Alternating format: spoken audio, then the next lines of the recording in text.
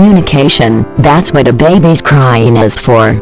This sweet thing that suddenly turned into a fit of tears is just craving for your sweeter attention. All cultures in the world bow to this pattern all infants are accustomed to. A baby cries the most during his or her first 3 months.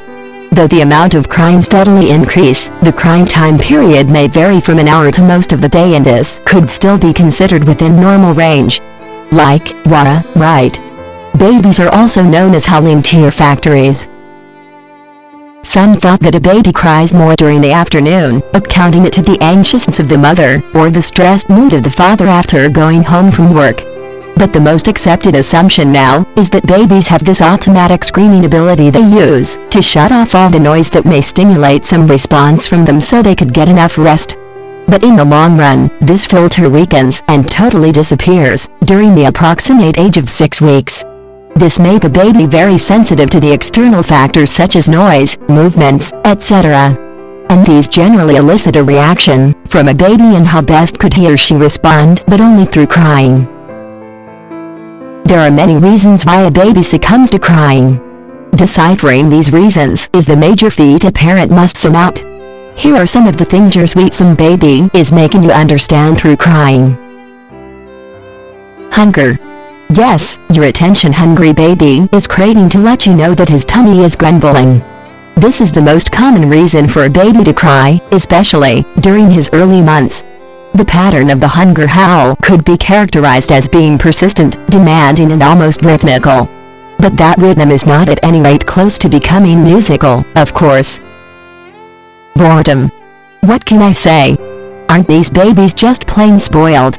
Crying because of boredom, I'd find that a bit more twisted or weird if it's with an adult, that is.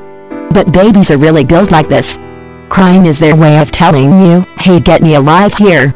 Aside from attention and food, consequently, babies need a lot of stimulation.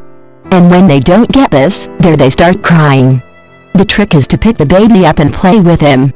This move may be frowned upon by some because of its amounting to spoiling the baby.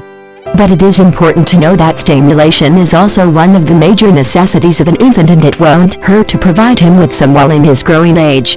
This boredom cry is said to be also rhythmical and full of sobs and moans. Discomfort. Pain is another precursor of the baby's crying. Who won't cry when in pain, right? Babies are not major pains to endure the most excruciating discomfort they could undergo.